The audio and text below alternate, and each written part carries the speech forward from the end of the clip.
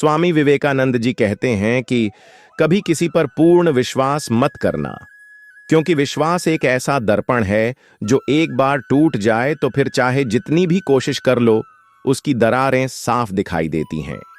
जीवन में अनुभव यही सिखाते हैं कि हर मुस्कुराता चेहरा आपका अपना नहीं होता और हर मीठे बोलने वाला व्यक्ति सच्चा नहीं होता। भरोसा करना इंसानी फितरत है, लेकिन अंधा भरोसा करना मूर्खता है। जब हम बिना सोचे समझे किसी पर विश्वास करते हैं तो हम अपने जीवन की चाबी किसी और के हाथ में दे देते हैं, और जब वही व्यक्ति धोखा देता है तो सिर्फ दिल ही नहीं टूटता, आत्मा भी आहत होती है। आज के समय में हर रिश्ता, हर व्यवहार स्वार्थ से जुड़ा हुआ है। इसलिए जरूरी है कि हम सतर्क रहें, परख कर विश्वास करें और सबसे पहले खुद पर विश्वास करना सीखें, क्योंकि जो खुद पर यकीन करता है वह किसी के धोखे से टूटता नहीं। याद रखिए, विश्वास करना गलत नहीं है, लेकिन बिना सोच समझ के करना खुद को चोट पहुंचाने जैसा है। इसीलिए जिंदगी में चलो सबके साथ, पर भरोसा सिर्फ उन्हीं पर करो जो समय और व्यवहार में खरे उतरते हैं। मनुष्य के चरित्र का मूल उसकी निष्ठा, सच्चाई और आत्मा की पवित्रता में निहित होता है। स्वामी विवेकानंद ने कहा था, तुम्हें भीतर से उठना होगा, कोई और तुम्हें ऊपर नहीं उठा सकता। तो वे केवल आत्मबल की बात नहीं कर रहे थे, बल्कि वे ये संकेत दे रहे थे कि मनुष्य को अपने चारों ओर की दुनिया को पहचानने की दृष्टि भी विकसित करनी चाहिए, ताकि वह छल कपट, विश्वासघात और धोखे से बच सके।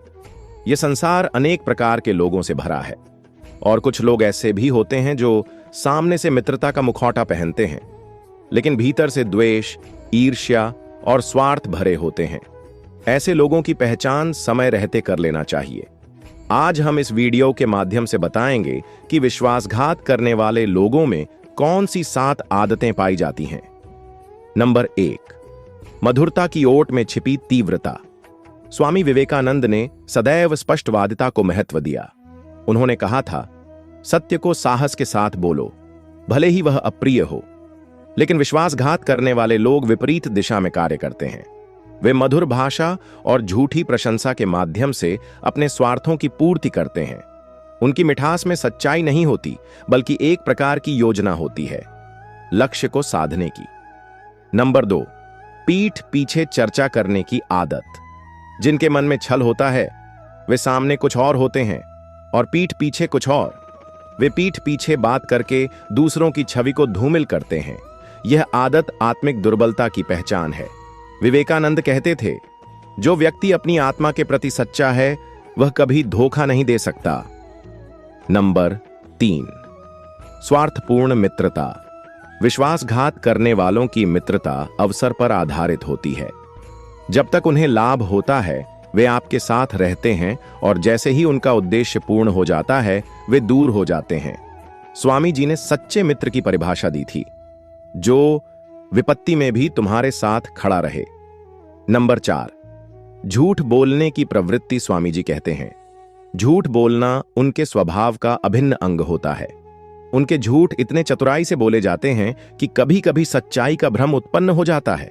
वे झूठ को इस तरह गढ़ते हैं कि सामने वाला व्यक्ति अपने आप पर ही संदेह करने लगे। यह मनोवैज्ञानिक हेरफेर की चरम सीमा है। नंबर 5, दूसरों को नीचा दिखाना। वे आपकी कमजोरियों को जानकर उन्हें हथियार की तरह प्रयोग करते हैं। वे हर अवसर का उपयोग करते हैं ताकि आपको नीचा दिखाकर स्वयं ऊपर उठ सकें। विवेकानंद ने चेताया था कि आत्मिक विकास का अर्थ है दूसरों को ऊपर उठाना, न कि उन्हें दबाना। नंबर 6, विश्वास का दोहन करना। विश्वास का दोहन करना सबसे गहरा और क्रूर धोखा होता है, क्योंकि यह किसी व्यक्ति की भावनाओं, सच्चाई और निष्ठा के साथ खेलना होता है। जब कोई व्यक्ति अपने दिल से किसी पर भरोसा करता है तो वह अपनी कमजोरी नहीं बल्कि अपनी मानवता दिखा रहा होता है। लेकिन कुछ लोग इसी भरोसे को हथियार बना लेते हैं।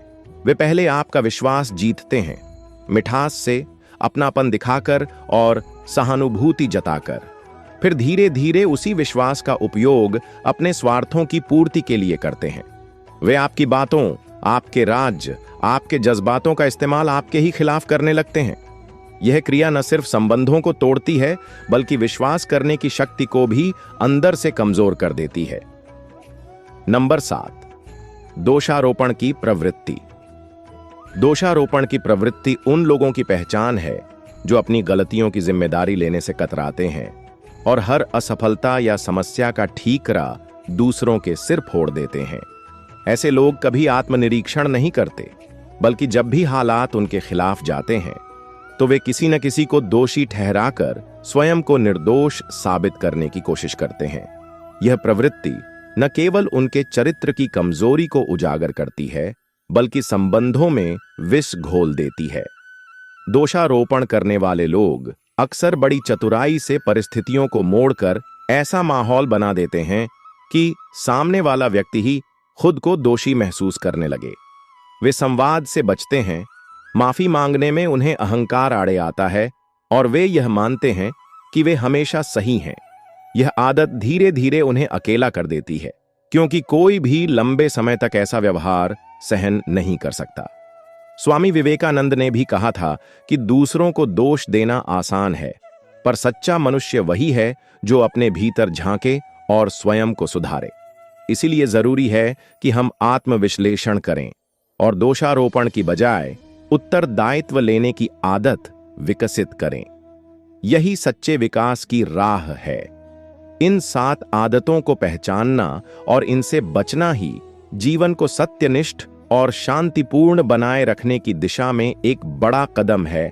इसी तरह और भी मोटिवेशनल वीडियो देखने के लिए चैनल को लाइक करें, शेयर करें और सब्सक्राइब करें और बेल आइकन को जरूर प्रेस करें ताकि नए वीडियो का नोटिफिकेशन आपको मिलता रहे। धन्यवाद।